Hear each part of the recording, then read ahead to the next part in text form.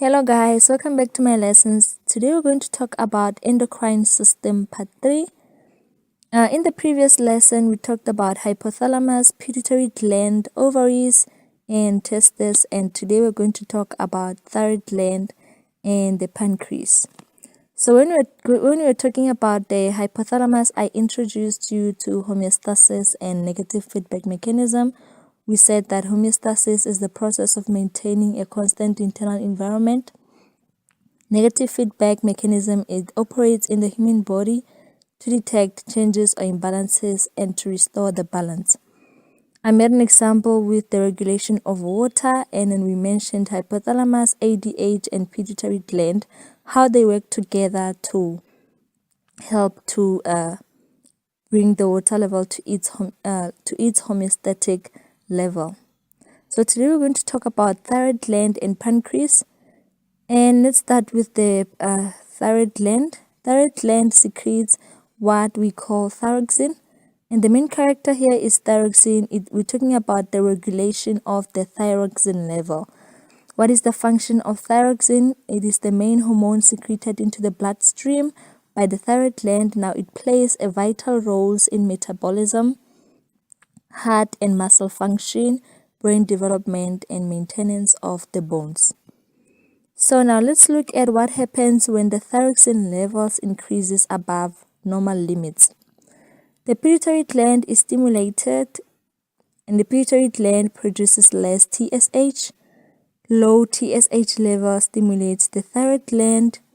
Thyroid gland secretes less thyroxine, and the thyroxine level thus decreases and it returns back to normal. So that's why I said that pituitary gland is the master gland. As you can see that it is mentioned in many of these glands. So if you're lazy to write these long sentences, you can just cram the one on the side, the diagram on the side. I think it's simple. So now let's look at what happens when the thyroxine level decreases below normal limits. Pituitary gland is stimulated again. Pituitary gland produces more TSH. High TSH level stimulates the thyroid gland. The thyroid gland secretes more thyroxine, and the thyroxine level thus increases. The thyroxine level will return back to normal. So remember when we were talking about pituitary gland in the first lesson, we did mention that it secretes the hormone TSH. So this is where the TSH work. So now let's look at the regulation of glucose. We're going to talk about two hormones here which are secreted by the pancreas, talking about the gland pancreas, and this is where it is located. It secretes two hormones, insulin and glucagon. Glucagon, it increases the blood sugar levels, while the insulin decreases the blood sugar levels.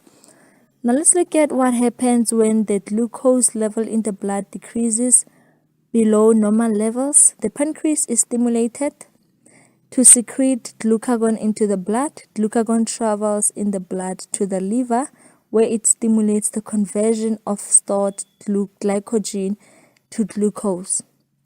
So the glucose level in the blood now increases and returns back to normal. So as you can see here, we mentioned the gland, the pancreas. We mentioned one hormone, glucagon. And now let's look at what happens when the glucose level increases above normal limits. The pancreas is stimulated again to secrete insulin into the blood. Insulin travels in the blood to the liver, where it stimulates the conversion of the excess glucose to glycogen, which is then stored. The glucose level in the blood now decreases. It returns back to normal or to its homeostatic level. So that's all for today. I hope that you understand. So you need to know all this by heart because they are definitely going to ask